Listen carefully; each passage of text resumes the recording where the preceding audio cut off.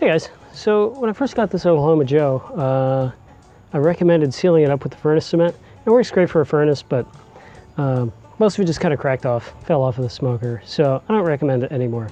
So what I did is I did some research, and I priced buying a bunch of goo and stuff and thought about taking it apart and RTVing it and all that other fun stuff.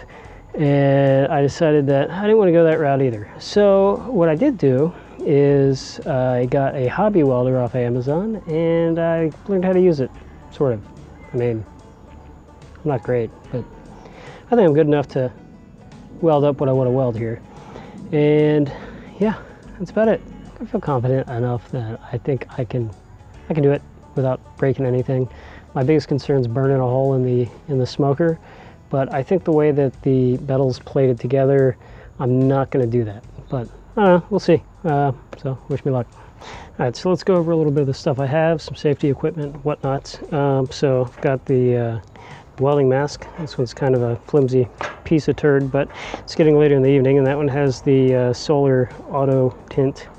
I'm using 7014 1/16 electrode because I think that I'll have less of a chance of burning a hole in my smoker using the smaller rod. And I wanted to use 7018, but we can't get the little welder that I got off Amazon to arc it.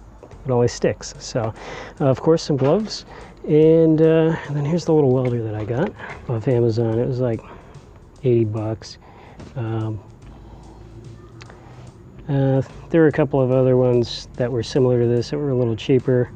And I actually ended up getting two, and I sent one back. And the cheaper one was built cheaper. I mean, they look the same, they have the same housing, a lot of the same stickers and whatnot, but you can feel the difference in the quality of the weight of the product. I mean, it's still a cheap turd, don't get me wrong, but you're gonna get what you pay for. This seems to work out all right for me so far, though. I took the wire brush attachment on my Dremel and I went around the seam here, and let's see if you can see here, the back wall here, and same on the inside. The furnace cement didn't work on this because this heats up and you're always moving and banging stuff, so that made it flake and chip off. And the reason I'm going to weld on the inside instead of the outside is because I don't really know what I'm doing, and if I screw it up, I don't want anyone to be able to see it. All right, let's try and weld it and see what happens.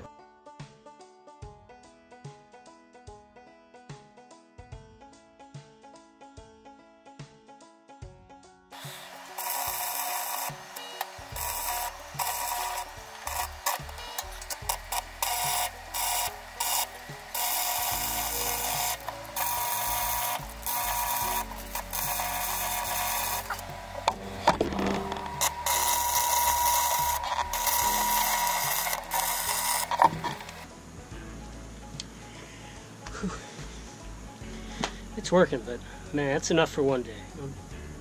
I just don't want to do anymore. It's getting dark. We'll pick it up tomorrow. Alright, we're back. The sun's a lot more forgiving today, so I can wear my better helmet. I mean, it's not much better, but it's better. Kind of feeling pooey today.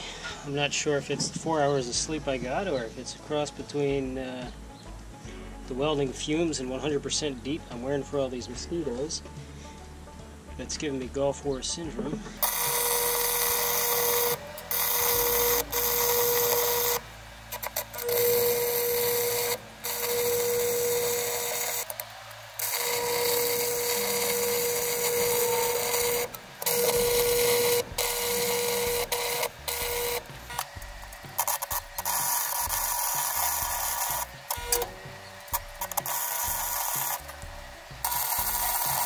I think we're about as done as I need to be.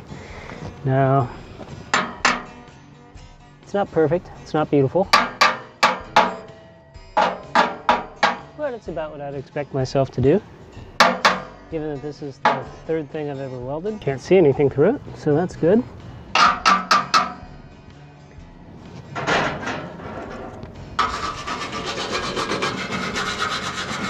I'll wipe this out a little bit, clean it up, and then burn it out. I put the aluminum foil in there to try and catch all the goop and stuff that happened when I was welding, but Most of it just kind of burnt to shreds from the arcs.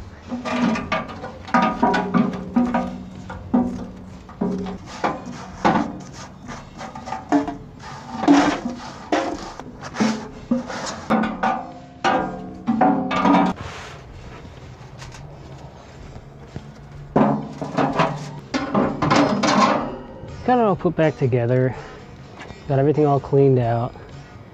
Now I could grind down those welds, make it look pretty, but I really don't care. I'm the only one that's ever going to see it, and honestly, I just kind of want to look back on it a couple years from now and see how well I've progressed since then. So I'm going to just leave them look like that.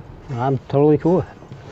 Now, I was going to weld in a deflector plate, but what I'm using is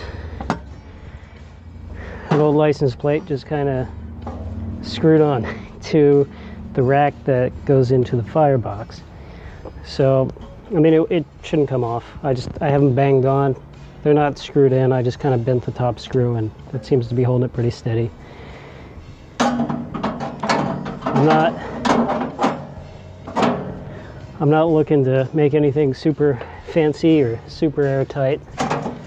I mean, with these things, honestly, if you get it 80% airtight, that's good enough. If you've got good airflow, I wouldn't worry about anything. For the third thing I've ever welded, I'm pretty damn happy with it. I think it was worth learning, and if I had to, I'd do it all over again. I might have practiced a little more before I got in there, but I'd do it all over again. So, yeah, all right, let's start up a fire and burn out anything that might be left in there from moving stuff around. So I've got a good flow going right now. Let's see if there isn't anything coming out, except for maybe a little bit around the firebox door, but I'm not really worried about it. But what I did want to see here was that I wanted to show that you can't see any fire through any of the cracks anymore, which is what I was going for.